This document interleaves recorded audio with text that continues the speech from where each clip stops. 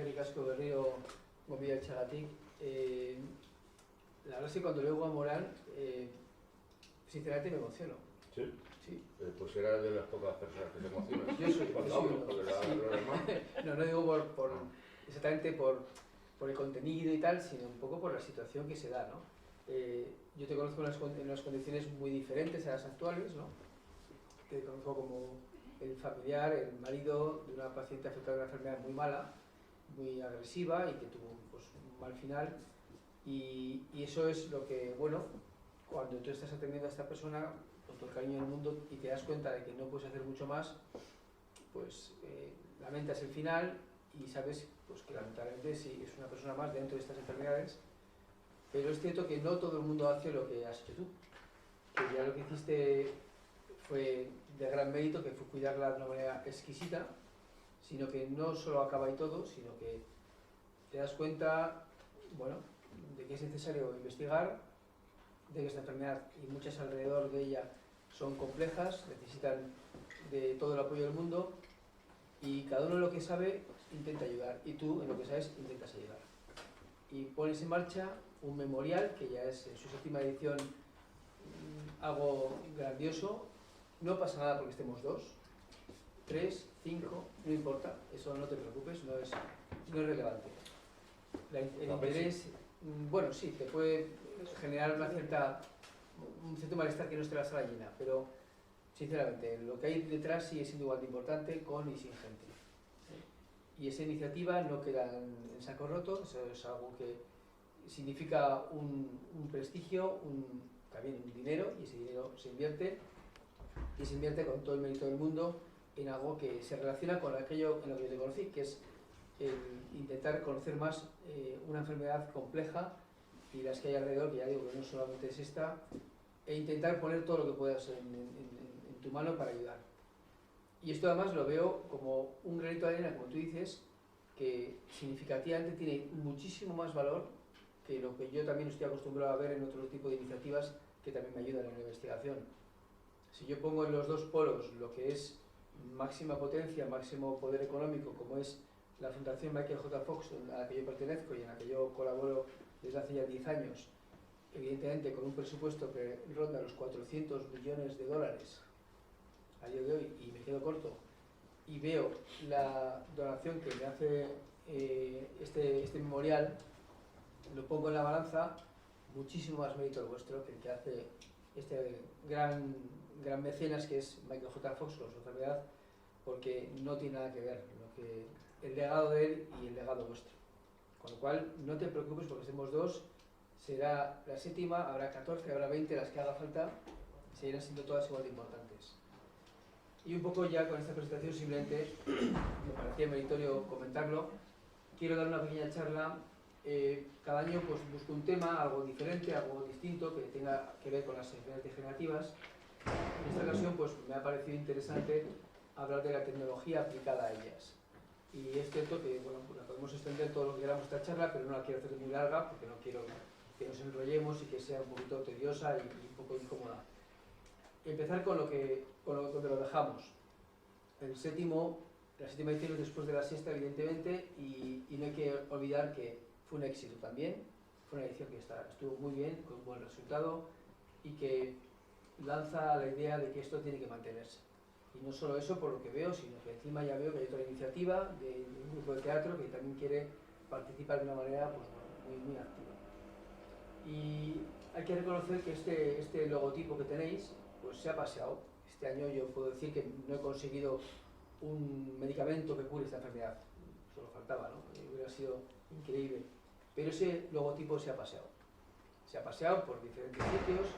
Puedo decir que este logotipo ha estado en Nueva York, ha estado en Londres, ha estado en todos los eventos nacionales e internacionales en los que hemos participado.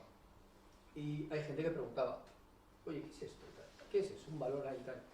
Y yo explicaba, y la verdad es que la gente cuando lo escucha se queda un poco así, ¿no? Digo, y así, os apoyan y tal, un torneo de Navidad femenino, sí, es así. Y gusta. La historia gusta, es una historia bonita. Ya te digo, veréis luego el final de la presentación con todos los logotipos y está este. Y cuando pregunta a la gente, porque hay gente que se fija en detalles y se fija en esto, la gente le gusta esto. Bien, Yendo un poco al grano, ¿tecnología qué es? Hay muchas definiciones de tecnología, pero en el fondo la tecnología lo que busca es mejorar lo que ya hay. Con los medios nuevos, con el avance que pueda ser de medios técnicos, intentar mejorar lo que ya hay. Y la tecnología aplicada a las enfermedades degenerativas ha permitido cosas como la que vemos en este pequeño ejemplo. Cómo se interpretaba un posible tratamiento a una enfermedad degenerativa como es la enfermedad de Parkinson, con una silla que vibraba, simulando el temblor que tiene esta enfermedad, que es el Parkinson, y cómo hemos pasado de esto, que fue hace 200 años, a lo que actualmente es la última terapia aplicable a la enfermedad de Parkinson, que es el tratamiento con ultrasonidos de alta intensidad. Han pasado 200 años y esto es avance tecnológico. Y este avance tecnológico de 200 años ha conseguido mucho y en los próximos 200 conseguirá más.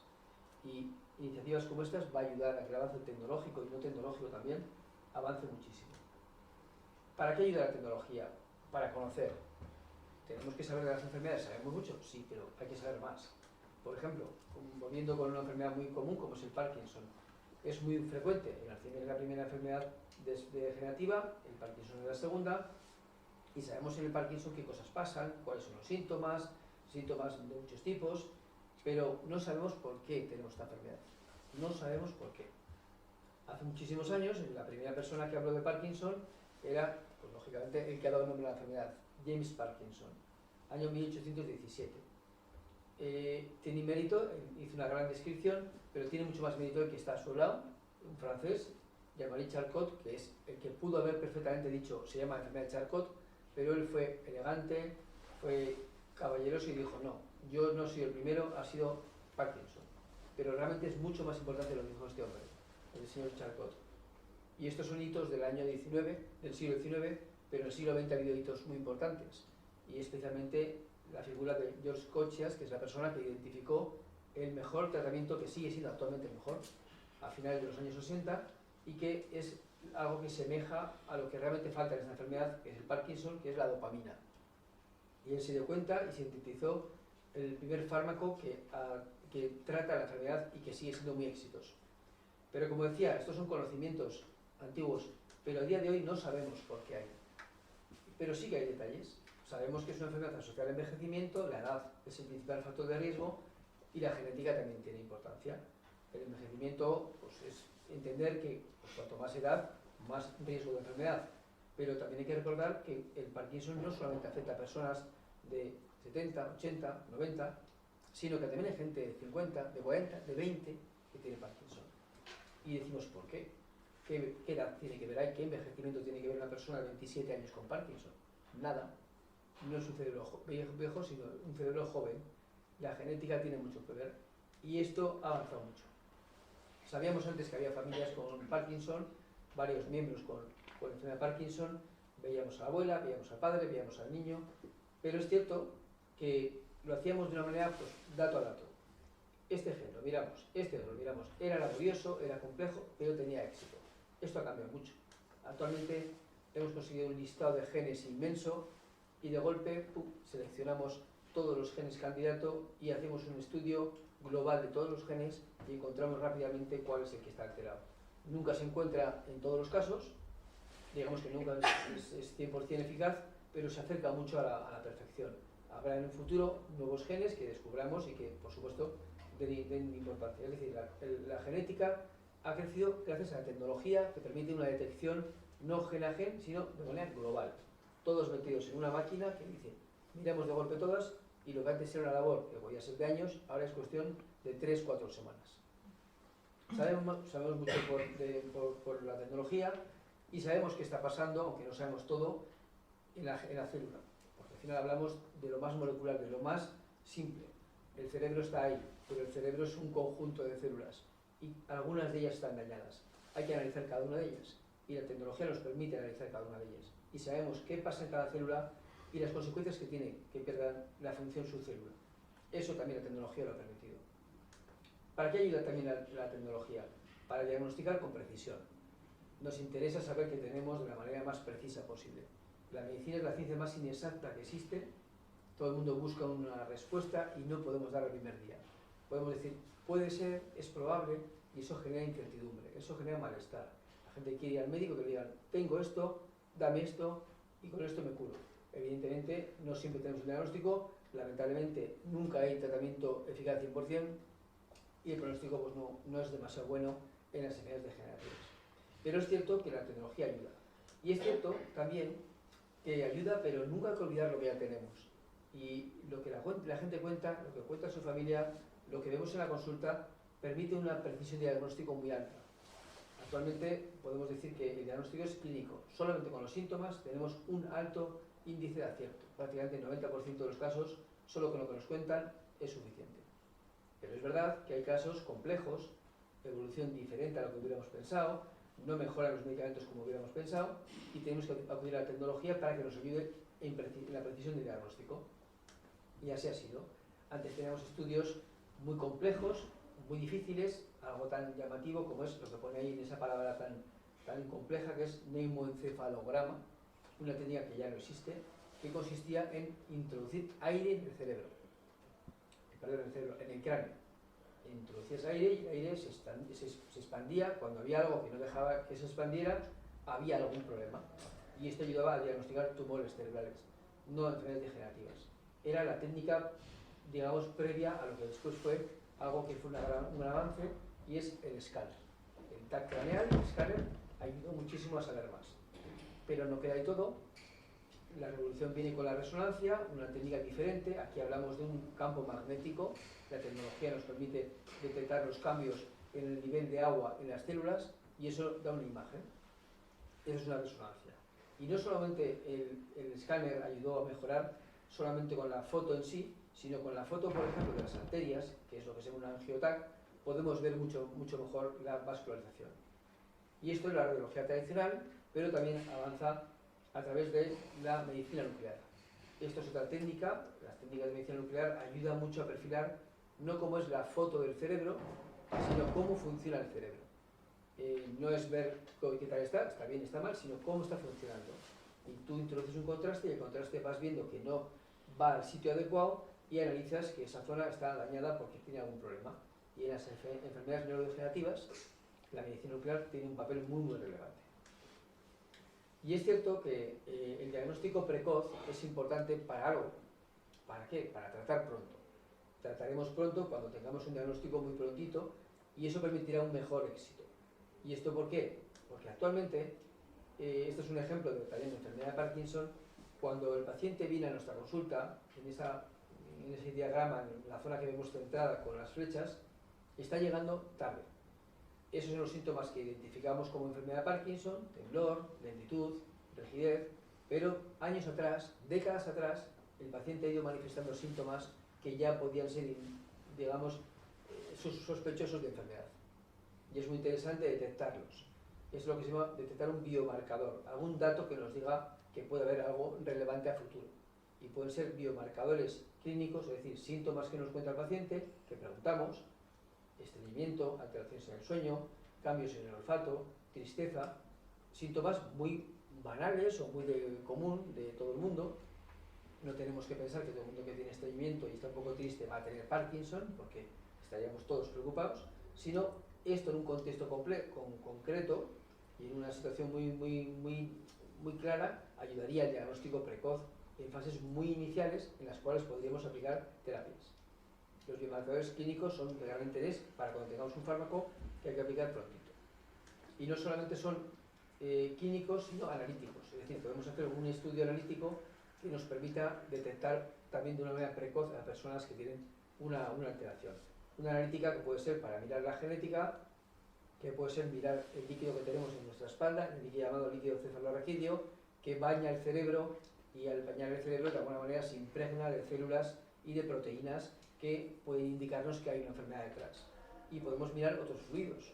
Podemos detectarlo en la lágrima, en la orina, en las heces, en la saliva. Son fluidos corporales que nos permiten detectar datos a favor de enfermedades degenerativas, Parkinson, Alzheimer y otras. Y esos son también datos que la tecnología nos ha permitido. Antes, ¿cómo podías pensar que en una lágrima podías detectar algo sospechoso? Pues porque tienes la capacidad de extracción de la lágrima y de análisis con técnicas pues, muy vanguardistas que antes hubieran sido impensables. La tecnología, de nuevo, nos ayuda en este punto. También la tecnología nos permite, cuando tratamos, no quedarnos solamente con lo básico, un medicamento a través de una pastilla, sino cosas diferentes y formas de administrar de manera diferente. Y antes todo eran pastillas, píldoras, y es lo que se llama tratamientos de primera línea, pero es cierto que esta medicación oral no siempre es eficaz y cuando llevamos años con enfermedades de estas características, habitualmente deja de ser eficaz y hay que plantearse otras opciones. Son pacientes habitualmente mayores, polimedicados, y la medicación genera interacciones, y una máxima en medicina es no empeorar lo que ya está. O sea, no tenemos que generar mal, sino siempre ayudar. Y por lo tanto tenemos que evitar interacciones. En personas polimedicadas igual es interesante que el dispositivo sea un parche, que no sea una pastilla. Pues la tecnología ha permitido que podamos hacer que el parche tenga una sustancia que se absorba en la piel. Podemos hacer que la medicación sea inhalada y que su absorción sea en los pulmones, lo mismo que las personas asmáticas usan un inhalador, se puede utilizar medicación inhalada y se puede inyectar. Evidentemente la inyección no es una cosa conocida de toda la vida, pero también conseguir que puedas inyectarte una molécula que tú te la puedes autoinyectar y que te saque de una situación mala es interesante. Y esto es forma de administrar en primera línea, pero tenemos segunda línea, es decir, un paso más allá, una enfermedad más avanzada que requiere algo diferente. Y podemos utilizar dispositivos de infusión continua, no tomarme cada 6 horas una medicación, sino que yo pueda tener una adquisición de la medicación de manera constante, ya sea porque me lo pincho en la piel, como puede ser una persona con una diabetes, que se puede tener un nivel de insulina en base a lo que te dice un sensor. Aquí podemos hacer algo parecido. Podemos inyectar medicación de manera subcutánea, debajo de la piel, o bien directamente a nivel del estómago, a través de una infusión continua en el estómago. Esto también es avance. Y en segunda línea también es interesante la estimulación cerebral profunda, lo que se llama DBS, que consiste en tratar el problema no con medicación, no de una manera química, sino con algo tecnológico, que es aplicar la terapia física. Algo como es un campo eléctrico que de una manera controlada controlamos para conseguir que un circuito que está hiperactivo en el cerebro lo modifiquemos. Y la estimulación cerebral profunda permite esto. La cirugía de Parkinson, algo muy desarrollado, ya de hace 20 años, permite esto. Y otra forma de aplicar tecnología es aplicar un calentamiento local focalizado a través de los ultrasonidos.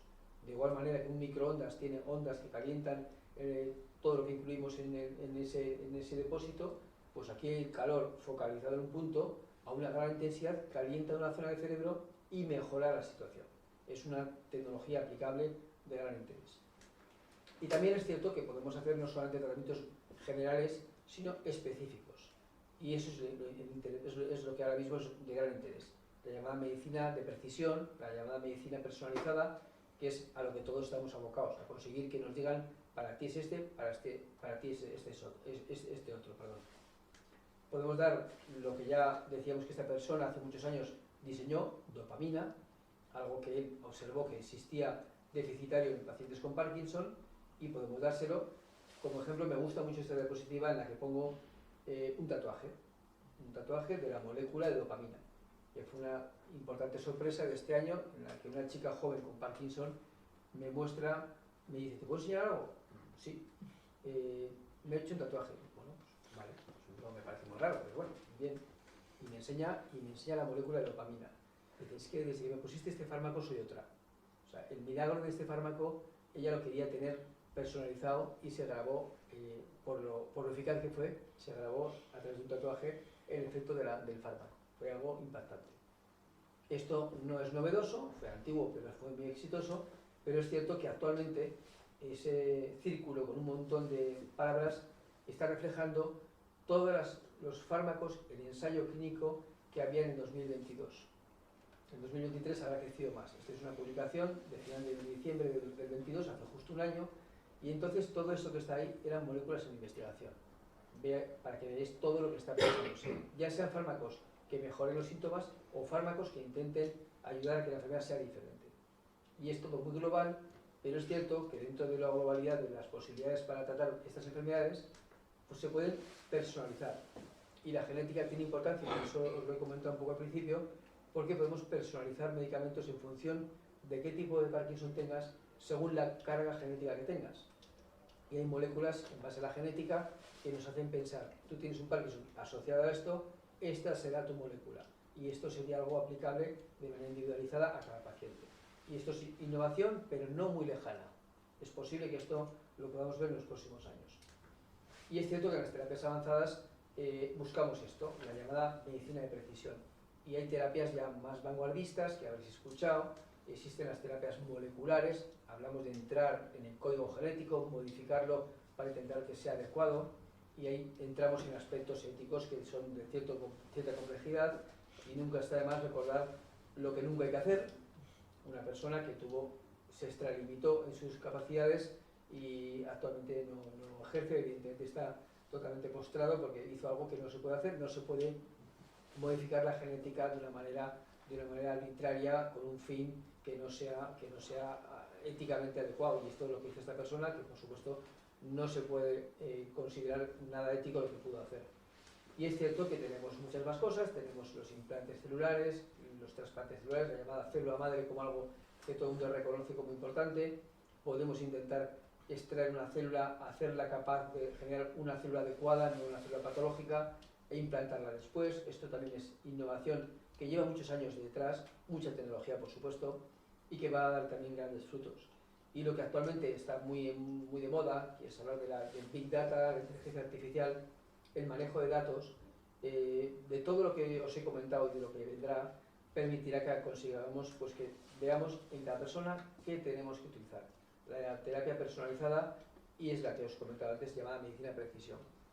Y no os quiero dar mucho más información porque creo que os puedo liar, pero sí acabar con reflexiones que la verdad es que son aplicables a todo tipo de público. Y esto, por ejemplo, es una diapositiva que la utilicé hace mucho en una clase en la facultad, y la verdad es que luego la uso mucho más, no solamente con los alumnos, porque creo que ayuda a reflexionar sobre lo que es bueno para todo el mundo, ¿no?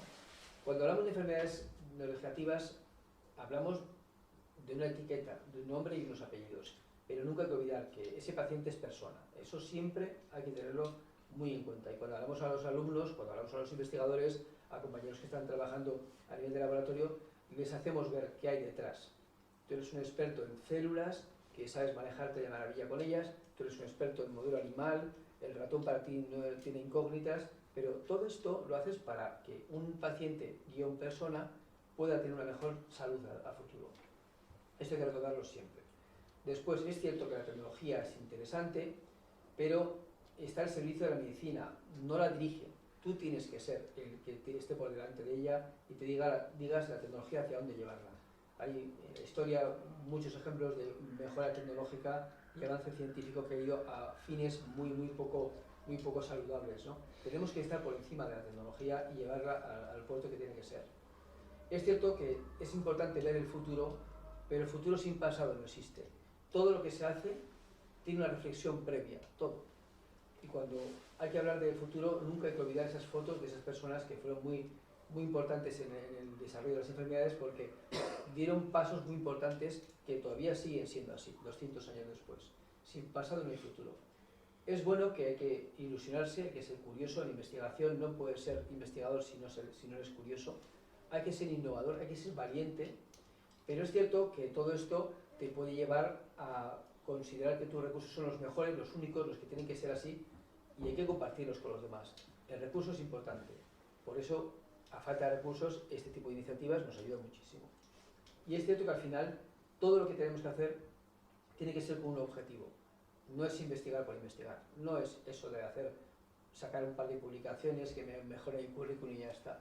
Hay una responsabilidad, el objetivo es el que ponía al principio, el objetivo es paciente-persona, y ese objetivo no hay que olvidarlo nunca. Y esto creo que permite finalizar un poco con la charla y dejarlo muy claro. Por supuesto, detrás de todo este tipo de investigación hay un montón de gente. En nuestro grupo somos varios neurólogos, compañeras de enfermería, neuropsicólogas, hay compañeras de laboratorio con una gran labor detrás, gente del animalario, hay una coordinadora que tiene una gran relevancia, y sí es cierto que como novedad este año tenemos que decir que Biodonostia ha cambiado de nombre, es absolutamente igual a lo que ya era, pero ahora se llama BioGipuzkoa. No cambia en absoluto nada, todos sus aspectos técnicos son los mismos, todo es igual, pero sí que es cierto que actualmente BioEF, que es digamos el centro a nivel de Euskadi que engloba toda la investigación, ha distribuido en BioAraba, BioGipuzkoa y BioVizcaya este tipo de nombres, con lo cual es absolutamente igual todo, pero el nombre es diferente. Se llama BioGipuzkoa. Y lo que os decía para finalizar, que esta es la diapositiva que tenemos que mostrar siempre, donde pues, todas las entidades colaboradoras, hablamos por supuesto de la UPV, de la Fundación Michael J. Fox, colaboradores externos como el Mount Sinai de Nueva York, por supuesto el Instituto Carlos III, que nos subvenciona mucho. También este año tuvimos que incluir, muy por nuestro agrado, al Tipitapa, que es una iniciativa de Azkoitia, que tienen también un compromiso con la salud y que hacen una carrera solidaria, y que el año pasado nos incluyeron a nosotros como las personas que íbamos a percibir una donación después de esa carrera, y también les incluimos, y también tienen su pequeño logo. Y el vuestro sin duda está ahí, está muy bien representado y se va paseando por ahí. Y ya son varios años en los que ese logo aparece en todas partes. Y nada más, es que ricasco, espero que no haya sido muy complejo, pero si tenéis alguna duda y queréis que os la pueda resolver o intentarlo al menos, pues aquí estoy. Mira, es que